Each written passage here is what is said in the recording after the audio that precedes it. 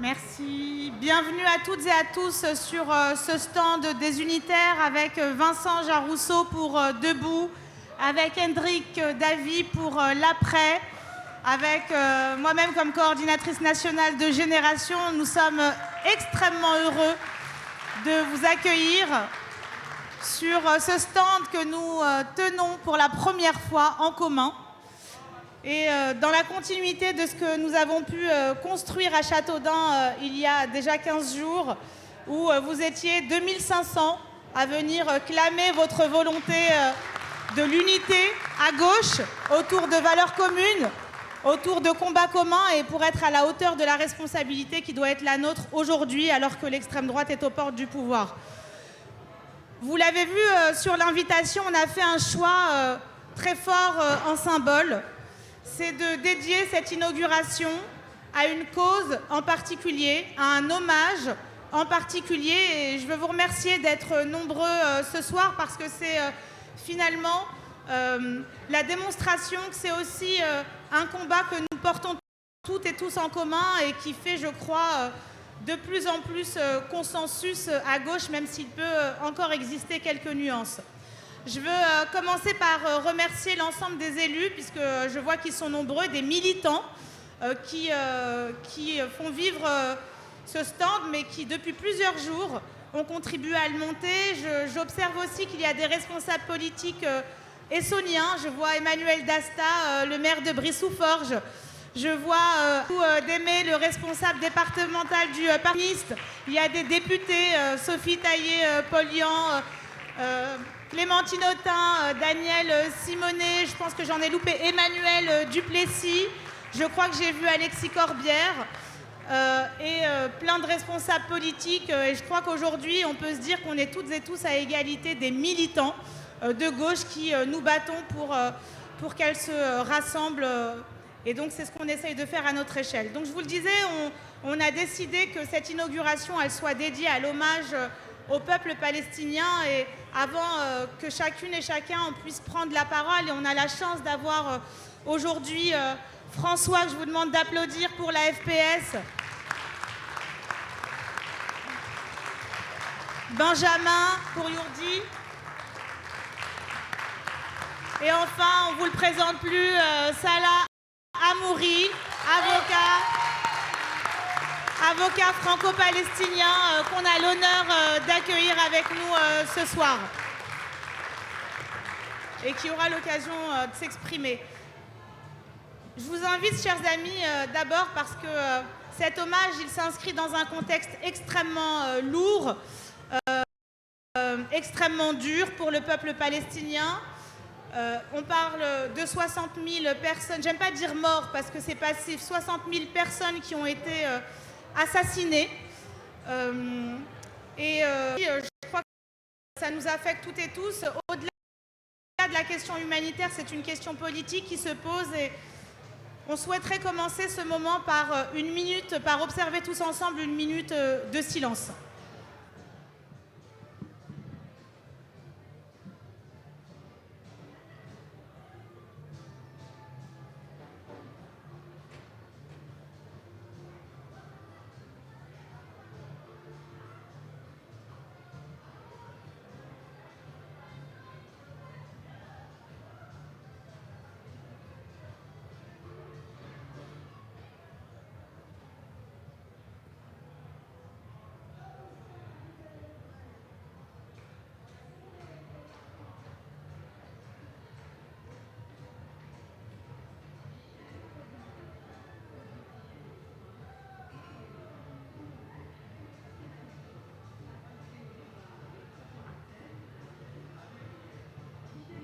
Merci.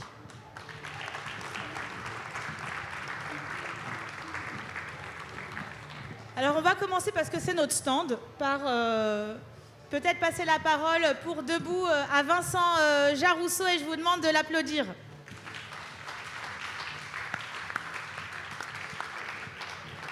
Bonjour à toutes et à tous. Je suis très heureux d'être parmi vous ce soir. C'est un peu spécial pour moi. Je vais un peu parler de moi quelques instants, parce que je crois que c'est assez signifiant par rapport à ce qu'est le mouvement Debout, qui est un mouvement naissant, hein, qui est issu évidemment de Picardie Debout, qui s'est nationalisé d'une certaine manière et qui a été créé au début du mois de juillet à Paris.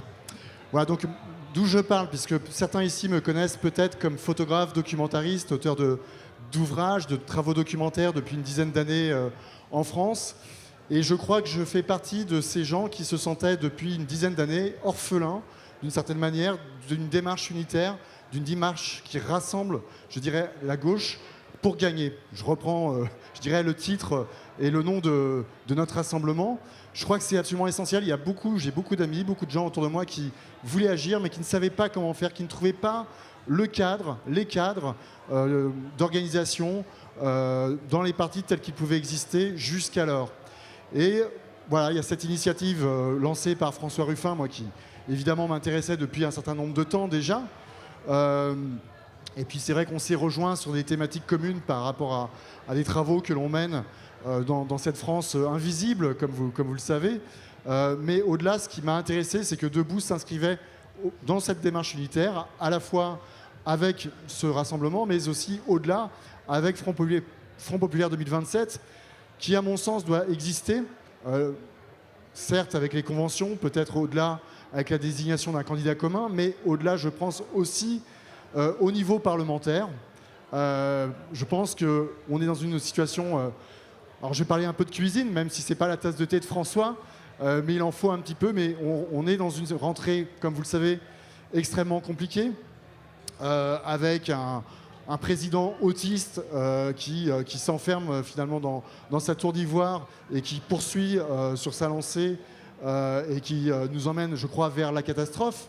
Je crois que la solution, en effet, ce serait qu'il annonce sa démission avec une perspective, je dirais, raisonnable pour organiser une présidentielle et un débat présidentiel qui nous laisse le temps de nous organiser, donc c'est-à-dire en gros dans 6 mois après les élections municipales. Bon, évidemment, c'est le fait du prince, on ne pourra pas le faire hein, et on ne pourra pas lui imposer.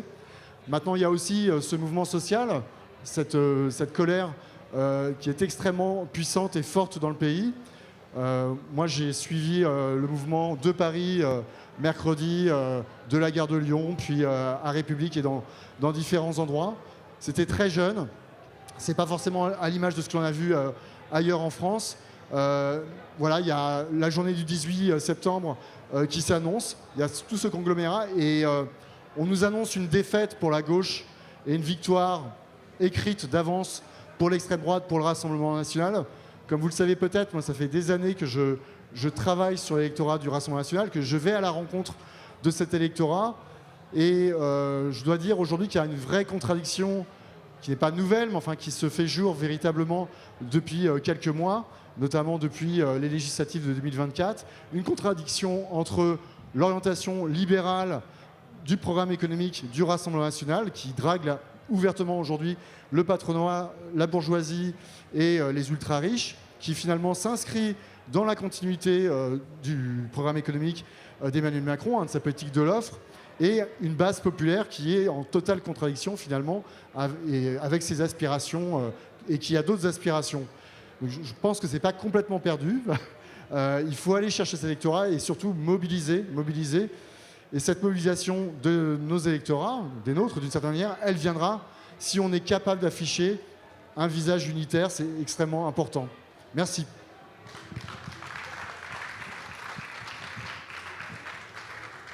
On ne vous le présente plus, il est député à Marseille. Et donc, pour l'après, Hendrik Davy. Merci beaucoup. Bonsoir à toutes et tous. Moi, je voudrais qu'on ait un moment un peu de solennité avec cette inauguration, cet hommage à la Palestine. Car je crois que nous sommes toutes et tous des Palestiniens ce soir. Pourquoi ? Parce que la Palestine nous interroge au plus profond de nous-mêmes. Et ce qui se passe en Palestine, ça doit nous interroger, ça doit vraiment nous faire réagir. Pourquoi ? Pour 2 raisons. D'abord, ça interroge notre humanité. Ce qui se passe en Palestine, c'est un génocide. Mais c'est quoi un génocide ? C'est là plus de 60 000 morts, donc 85% de civils. Et encore, les 60 000 morts, c'est sûr que c'est sous-estimé. 85% de civils. C'est la guerre où on a le plus de civils qui sont tués. C'est près de 1000 personnes qui ont été assassinées parce qu'elles voulaient manger. C'est un génocide qui est organisé maintenant de manière méthodique avec la famine. C'est ça aujourd'hui, et c'est ça qui doit nous interroger, qui doit interroger toute notre humanité. Mais c'est aussi un génocide historique, parce qu'ils sont en train de détruire. Ils sont en train de détruire l'histoire, ils sont en train de détruire la mémoire. Les archéologues, nous sollicitent en ce moment en nous disant que c'est ça qu'on est en train de détruire. Et tout ça fait sens, et tout ça, évidemment, c'est un projet politique. Mais pourquoi ça doit nous interroger? Parce qu'en fait, c'est l'aboutissement d'un projet politique fasciste. Et on a une internationale fasciste partout dans le monde. Et là, ce qui se passe à Gaza, ça nous donne à voir ce qui se passe quand on laisse des racistes prendre le pouvoir et quand on laisse des néofascistes au pouvoir. Évidemment, il y a une internationale néofasciste qui s'est constituée. Netanyahou, Trump, mais Netanyahou, il a été discuté avec les gens de Vox. Il y a des discussions entre Netanyahou et notre extrême droite. Et évidemment que c'est le même projet. Alors, ce projet-là, c'est quoi? Il y a un État colonial, et ça j'y reviendrai, c'est un État colonial qui date depuis longtemps en Palestine. C'est pas nouveau, ça n'a pas commencé avec le 7 octobre. Mais cet État colonial a organisé d'abord l'apartheid. Et pensez bien que l'apartheid qu'on est en train d'organiser avec les immigrés en France, c'est le prémisse de tout ça. C'est le prémisse. Ils ont organisé l'apartheid. Et l'apartheid, le racisme systémique, ça facilite la prise du pouvoir de fascistes. Et Netanyahou a pris le pouvoir, et il a pris le pouvoir totalement. Et une fois qu'il a pris le pouvoir, on a basculé avec un projet, et ça, il y a le 7 octobre, il y a une rupture, il y a un projet d'épuration ethnique, et le projet d'épuration ethnique aboutit au génocide. C'est toute cette mécanique qu'il va falloir analyser et qu'il va falloir empêcher maintenant dans nos pays. Parce que sinon, c'est le même avenir qu'on aura en France et en Europe. Deux choses maintenant sur les perspectives. Que faire? Bien sûr que c'est paralysant, un génocide. Bien sûr, c'est paralysant, la situation. Mais on peut faire des choses. D'abord, l'État israélien ne tient que parce qu'il n'est soutenu par l'Occident. Il est soutenu par Trump. Et donc, il faut absolument que ça cesse. Et donc, ça veut dire que ça pourra cesser quand on sera avec le peuple américain et que le peuple américain se débarrassera de Trump. Et il faut aussi que le peuple israélien, les Arabes et les Juifs en Israël se débarrassent de Netanyahou. C'est pour ça qu'il faut continuer à tendre la main. C'est extrêmement important. Mais aujourd'hui, en France, on peut faire des choses. Et c'est par notre mobilisation. Dans nos mobilisations à Marseille, on manifeste quasiment toutes les semaines, tous les dimanches. C'est cette mobilisation qui a mis la question de la reconnaissance de l'État de Palestine à l'ordre du jour. Et on doit se féliciter que la France reconnaisse enfin l'État de Palestine. J'espère que ça ira jusqu'au bout. C'est important. Mais on a contraint Macron. C'est nos combats qu'on contraint Macron. Faut pas le croire. Et pourquoi c'est important?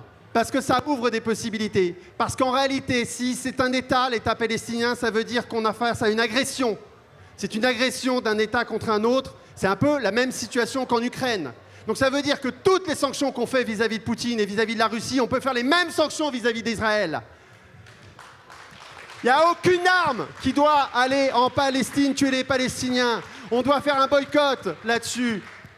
Ce n'est pas le cas aujourd'hui. On doit empêcher les armes. C'est pour ça que c'est important que le 10 septembre, le mouvement français était solidaire et qu'on a bloqué à Marseille Eurolinks parce qu'il y a des armes qui sont envoyées en Palestine et on doit empêcher ça. C'est pas normal. Et donc on doit aussi continuer à faire pression sur le gouvernement de Netanyahou et à faire pression sur l'ensemble de la bourgeoisie israélienne. Et ça passe par des boycotts. Moi, personnellement, j'ai milité pendant des années dans boycott des investissements sanctions. L'idée, c'était pas de boycotter tout Israël.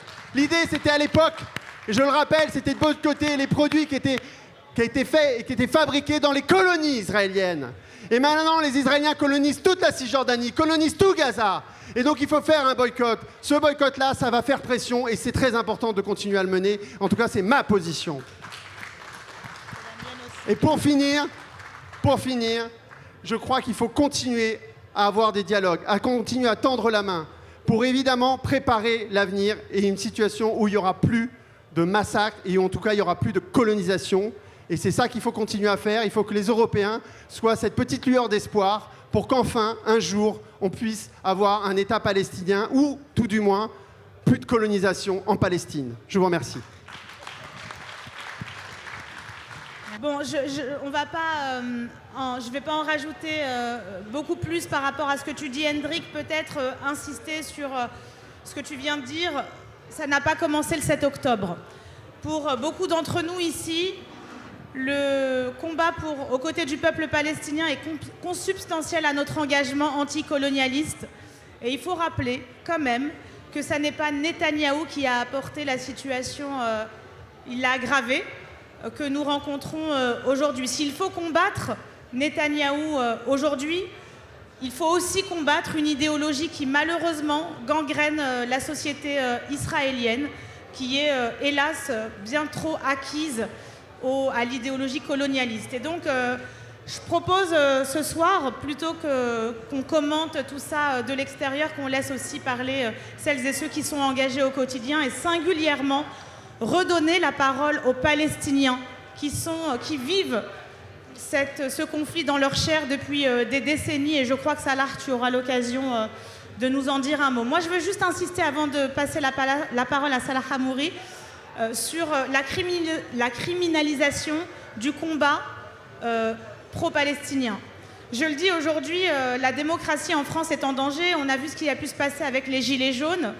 On a vu à quel point les manifestations pouvaient être réprimées. Et on a vu aussi que celles et ceux qui militaient pour les droits des Palestiniens pouvaient parfois être caricaturés, voire attaqués.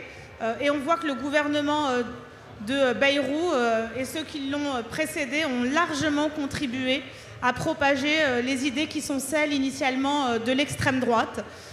Et que ce qui se passe sur les plateaux télé, qui a consisté à banaliser pendant des mois et des mois ce qui se passait, le génocide à Gaza, eh bien, si l'opinion s'est retournée, si aujourd'hui on ne peut pas nier, parce qu'on a les images sous nos yeux, la réalité de la situation, reconnaissons quand même que tout ça a très largement été atténué pendant au moins 18 mois et qu'on a laissé faire sans que personne ne puisse s'exprimer librement sur le sujet. Donc voilà, je crois qu'il y a aussi le combat pour la liberté, le combat pour la démocratie, et dans le respect des valeurs d'égalité, des valeurs de justice qui nous sont chères à gauche, et des valeurs de paix entre les peuples qu'il faut qu'on continue à défendre. Voilà, donc sans plus attendre, je vais appeler à mes côtés, pour commencer, le meilleur des franco-palestiniens, Salah Hamouri.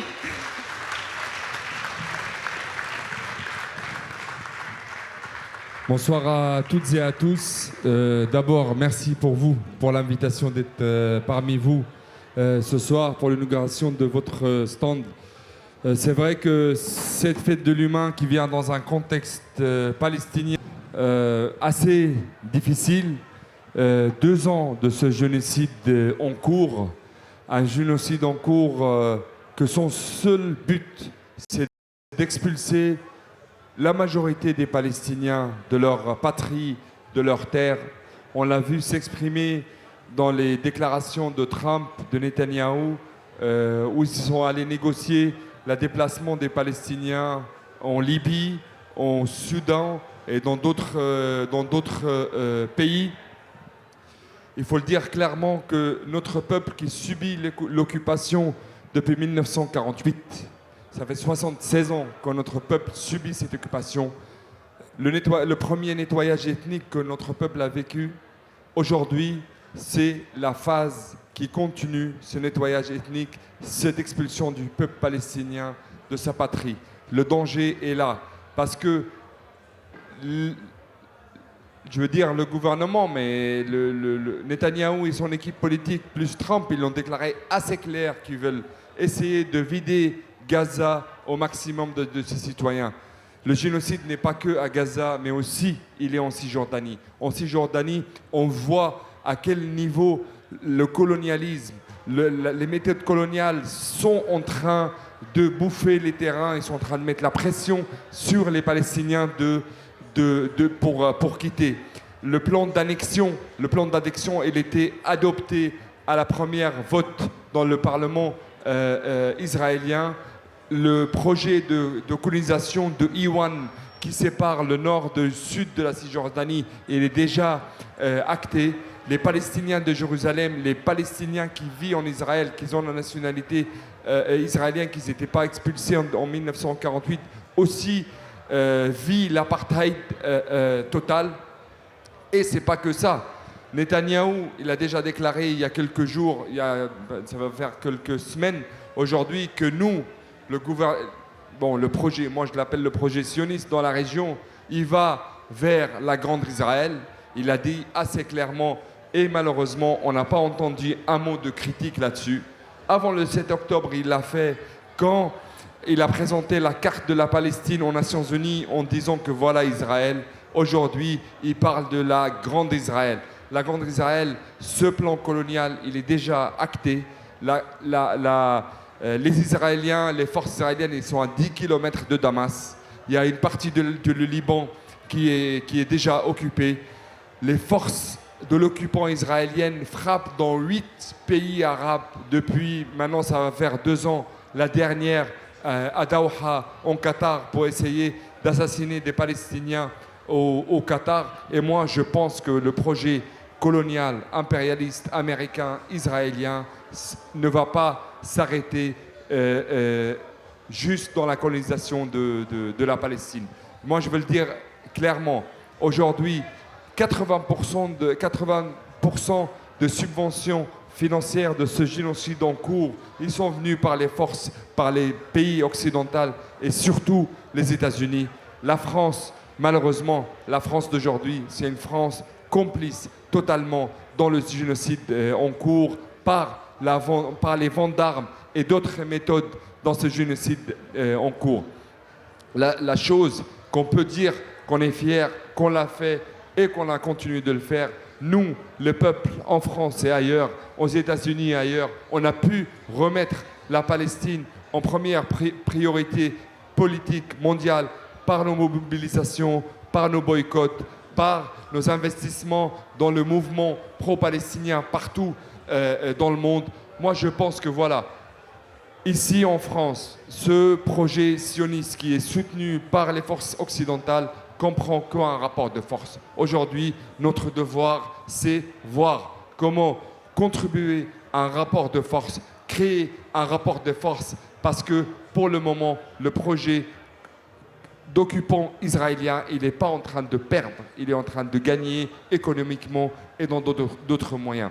Moi, je vous remercie pour votre invitation ce soir d'être parmi vous. On continue le combat, on continue cette solidarité et on continue jusqu'à la fin de l'occupation et pour la Palestine libre, pour vivre en paix, en justice et en humanité. Merci à vous.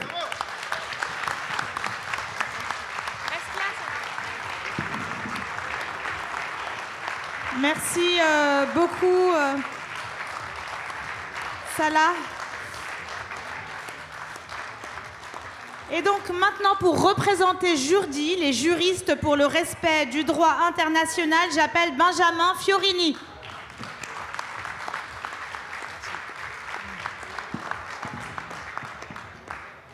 Merci beaucoup de cette invitation, d'inviter un représentant de l'association Jurdi à présenter nos travaux, ce que l'on fait actuellement en lien avec ce qui se passe dans la bande de Gaza et en Cisjordanie. Alors Jurdi, c'est une association qu'on a créée il y a à peu près 1 an, en réaction à la situation politique qu'on connaissait aussi en France, avec des discussions, notamment politiques, médiatiques, qui avaient une perception du droit international qui n'est absolument pas ce qu'est le droit international. Et l'idée de notre association, c'est non seulement de rétablir certaines vérités sur ce que dit le droit international, mais aussi d'agir concrètement pour sa promotion et pour son effectivité. Et pour vous donner quelques exemples des actions que nous entreprenons actuellement, il faut qu'on repasse par cette notion de génocide qui a été abordée tout à l'heure. Un génocide, c'est un mot qui peut avoir une définition politique, c'est aussi un mot qui a une définition juridique. C'est une définition qui apparaît dans une convention qui est très connue, convention de 1948 pour la prévention et la répression du crime de génocide. Et ce que l'on remarque quand on regarde cette définition, c'est que la définition juridique du génocide correspond exactement à ce qui se passe exactement dans la bande de Gaza. À la fois sur le plan des actes qui sont commis, c'est-à-dire des meurtres, c'est-à-dire des atteintes graves à l'intégrité physique ou psychique, c'est-à-dire soumettre une population à des conditions d'existence de nature à entraîner sa destruction totale ou partielle, mais c'est aussi l'intention génocidaire. Et cette intention génocidaire, on la voit apparaître de 2 façons. D'une part, par la gravité des actes commis eux-mêmes, qui par leur gravité, leur extrême envergure, démontrent en eux-mêmes une intention génocidaire, et aussi par les discours qui sont tenus par les responsables politiques et militaires israéliens.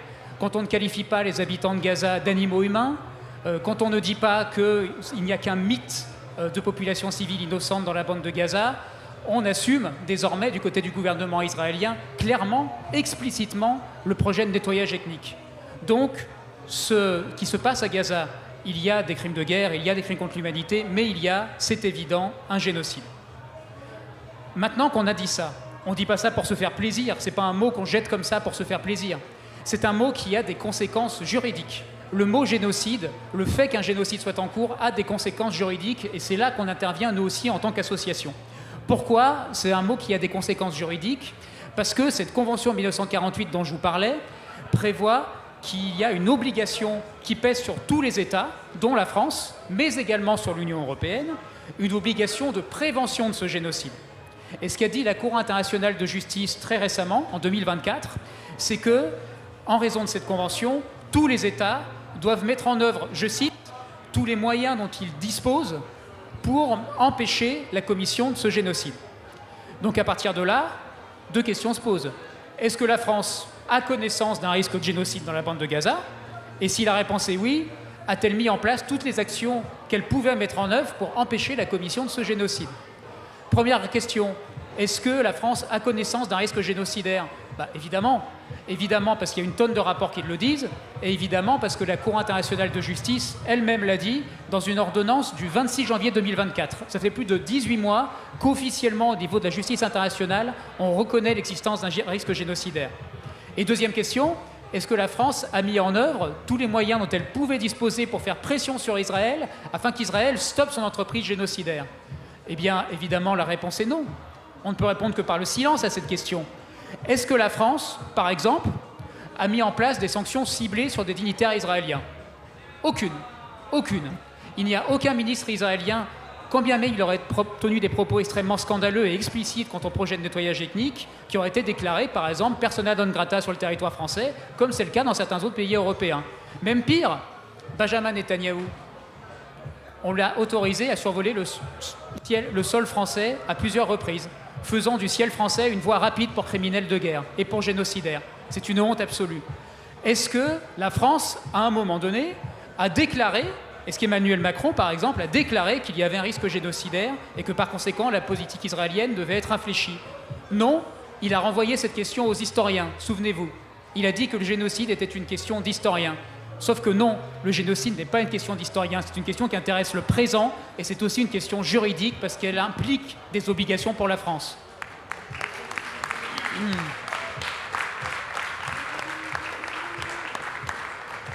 Et on pourrait continuer. Est-ce que la France a pris des sanctions commerciales? Aucune. Elle a même renforcé sa coopération. Est-ce qu'elle a pris des sanctions sur le plan technologique, scientifique? Aucune. Aucune. Aucune. C'est la raison pour laquelle, avec l'association Jourdi, le 2 septembre, donc c'était il y a très peu de temps, nous avons assigné la France devant les tribunaux administratifs pour non-respect de la Convention 1948 sur la prévention du crime de génocide.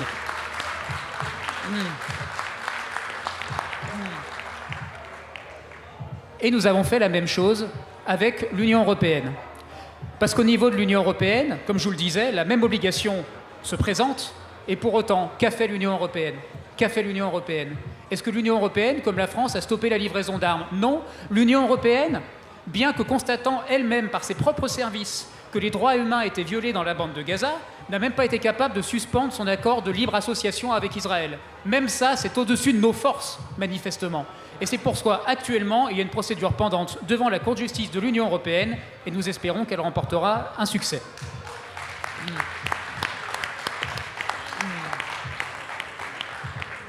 Je vais m'arrêter là pour ne pas être trop long, mais je vais quand même terminer par quelque chose. Le droit international, depuis 2 ans, montre une forme d'ineffectivité. Il ne faut pas s'en cacher. Le droit international, il existe, on sait qu'il est là, mais on a du mal à le faire appliquer. Il n'est pas respecté. Ce que ça doit nous inciter à faire, nous, juristes, c'est de faire en sorte justement de saisir toutes les occasions qui se présentent à nous pour saisir les tribunaux, que ce soit au niveau français ou au niveau international, pour le faire respecter. Et il faut absolument que ce mouvement qui consiste à dire que le droit international est une boussole indispensable soit accompagné par la société civile. Parce que ces règles de droit international qui nous obligent, par exemple, en tant qu'État, à empêcher la commission d'un génocide, ça ne vient pas de nulle part. Ce sont des règles qui ont été réalisées, qui ont été créées après la Seconde Guerre mondiale, dans l'idée d'affirmer notre propre humanité, dans l'idée de montrer qu'il y a des choses qui sont tellement horribles qui révulsent tellement notre conscience qu'on se doit de les refuser collectivement. Et de ce point de vue, défendre les droits du peuple palestinien, en particulier le droit à la vie des Palestiniens, le droit à la santé des Palestiniens et le droit à l'autodétermination du peuple palestinien, c'est aussi défendre notre humanité. Merci à toi, Benjamin. Alors, vous les connaissez tous parce que, heureusement qu'ils sont là pour nous avoir appris à manifester. J'appelle pour la FPS, l'Association France-Palestine Solidarité, François Ripp, vice-président. Chers amis, chers camarades, merci pour l'invitation et recevez le salut fraternel de tous les adhérents de l'Association France-Palestine Solidarité. Beaucoup a déjà été dit par mon ami Salah, par les amis ici présents. Je salue au passage l'excellent travail de nos amis de Jordi, auxquels nous essayons, avec nos petits moyens, de nous associer le plus possible, en particulier sur la procédure par rapport à l'Union européenne tout à fait récemment. La FPS va se porter en intervenant volontaire, parce qu'il est une question essentielle aujourd'hui, c'est que nous arrivions à créer le rapport de force qui permettent aux génocidaires et qui permettent à leur soutien en France de comprendre que le rapport de force, l'impunité qui leur a été donnée depuis des années, aujourd'hui, c'est terminé. Il faut que tous ensemble, aujourd'hui, nous disions 700 jours de génocide à Gaza, 77 ans de colonisation, d'occupation, d'apartheid. Maintenant, ça suffit. Il faut appeler un chat un chat. Ce projet politique, il n'a pas commencé, le film n'a pas commencé avec le 7 octobre. Nous le savons toutes et tous. Aujourd'hui, le projet sioniste est en train à gagner, gouverne l'État génocidaire, l'État criminel israélien. Les suprémacistes, les fascistes, les ministres les plus racistes et d'extrême droite, ceux qui ont la vision messianique du grand Israël, dirigent aujourd'hui le pays et imposent à l'ensemble de la population palestinienne et aussi israélienne un état de violence, de guerre, de massacre qu'il est devenu aujourd'hui absolument insupportable. Et je supporte évidemment ce que nous a dit notre ami Hendrik sur le fait que ça interroge notre propre humanité. Et que si nous cédons sur la question palestinienne, si nous cédons sur la situation à Gaza aujourd'hui, c'est l'ensemble de l'humanité qui ne s'en remettra pas. Alors oui, nous avons des responsabilités. L'association France-Palestine Solidarité n'a jamais eu l'intention de représenter à elle seule le mouvement de solidarité avec la Palestine. Comme nous nous abstenons évidemment toujours de parler à la place de nos amis palestiniens. Mais par contre, nous avons un certain savoir-faire, en effet. Mais oui, nous avons renforcé les rangs de l'association France-Palestine Solidarité. Nous avons augmenté de près de 25% le nombre de nos adhérents en 3 ans. Nous avons augmenté substantiellement le nombre de collectifs AFPS dans l'ensemble du pays. Mais je le redis, nous en sommes satisfaits, nous n'en sommes pas réjouis, parce que ça veut dire que si le mouvement de solidarité est obligé de se construire encore plus fort aujourd'hui, ça veut dire que la situation en Palestine, pour nos amis, est encore pire qu'avant. Aujourd'hui, la question est simple. Il y a le génocide à Gaza. Je ne vais pas redire tout ce qu'ils viennent de dire. Vous connaissez aussi bien que moi la situation. N'oublions pas la Cisjordanie. Entre les camps de Jenin et Tulkarem, juste pour citer cet exemple, plus de 40 000 personnes ont été déplacées de force de chez eux, chassées de leur maison. L'ensemble des camps entourés est devenu absolument impossible d'accès. Ça veut dire quoi? Ça veut dire que la fameuse question des réfugiés palestiniens, que les résolutions de l'ONU reconnaissent depuis la création de l'État israélien, qui n'avait jamais été résolue, qui n'a pas été posée au moment des accords d'Oslo. Cette question des réfugiés et des déplacés, des personnes déplacées de force, elle se repose avec une acuité extrême aujourd'hui. Il y a de nouveau des milliers de nouveaux réfugiés palestiniens. Il y a aujourd'hui de nouveau des milliers de personnes déplacées de force. À Gaza, il n'y a plus rien, plus d'hôpitaux, plus d'immeubles, plus de rues, plus de médicaments, plus de quoi manger, plus de quoi se déplacer. Il n'y a qu'une seule alternative, obéir aux injonctions de déplacement forcé et éventuellement se faire massacrer au moment d'aller soi-disant chercher des distributions de nourriture. Voilà la situation. Et nous avons un gouvernement qui a évidemment sa part de responsabilité. Le paradoxe de tout ça, c'est que par nos mobilisations, les mobilisations à travers le monde, les mobilisations en France, nos gouvernements ont dû finir par se poser la question de jusqu'où ils pouvaient laisser leur ami Netanyahou aller trop loin. Et aujourd'hui, vous avez vu Emmanuel Macron, qui durant de longues années disait « ce n'est pas le moment de reconnaître l'État de Palestine, le moment n'est pas venu ». Il semble que pour lui, le moment soit venu et que le 22 septembre, il nous annonce la reconnaissance de l'État de Palestine par la France. Tant mieux, on prend. Mais on prend quel État palestinien? L'État sous colonisation, l'État sous apartheid, l'État sous occupation, l'État que la Knesset vient de nouveau de couper en deux en Cisjordanie, l'État sans la vallée du Jourdain parce qu'elle est annexée. C'est cet État-là qu'on parle, c'est de cette reconnaissance-là dont nous voulons, dont veulent nos amis palestiniens. Évidemment non. Une reconnaissance qui ne tient pas compte du droit inaliénable des peuples à s'autodéterminer ne peut pas être une vraie reconnaissance. C'est une évidence qu'aujourd'hui, si n'importe quel homme ou n'importe quelle femme politique parle de la reconnaissance de l'État de Palestine, alors la question de la décolonisation doit être posée en même temps. Et là, vous reconnaîtrez avec moi que nous en sommes très loin. Il n'empêche que nous n'allons pas balancer comme ça, par-dessus bord, l'histoire des déclarations du Conseil européen d'Ursula von der Leyen avant-hier ou il y a 2 jours. Moi, Ursula von der Leyen dit « Nous envisageons de suspendre l'accord d'association entre l'Union européenne et Israël. » Ben, je prends, mais qu'elle le fasse.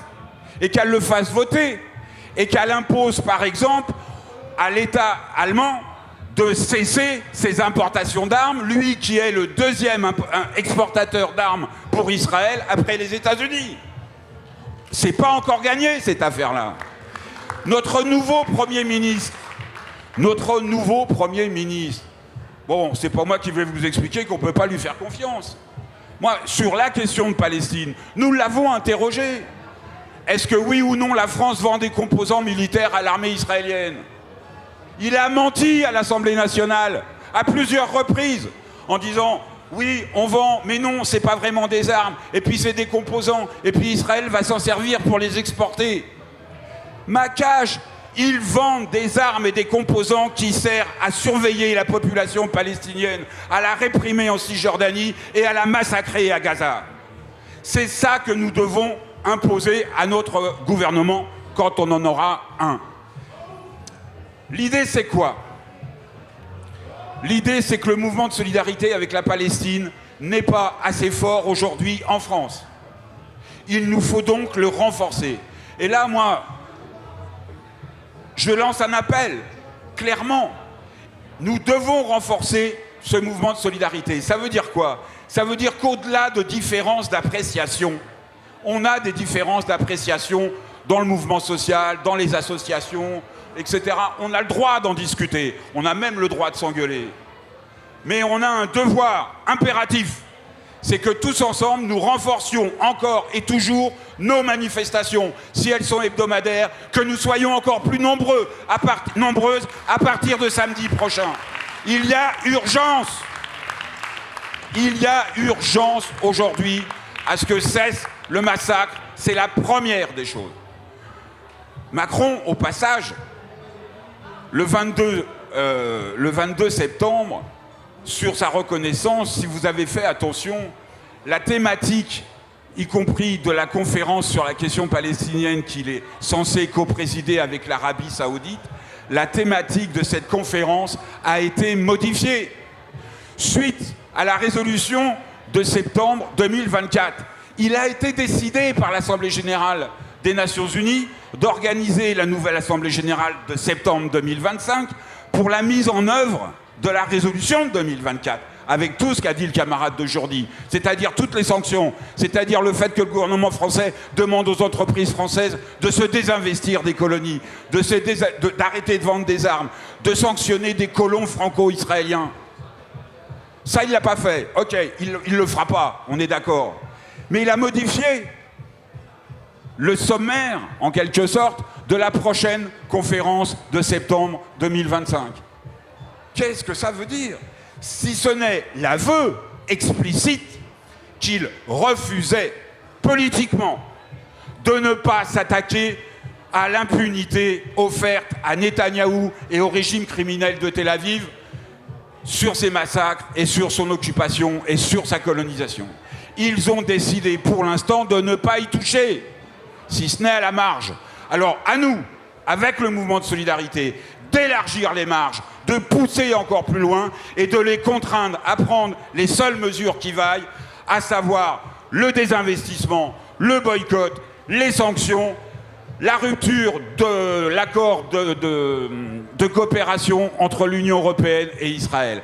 Ça, c'est de notre responsabilité. C'est ce que nos amis palestiniens attendent de nous. Merci.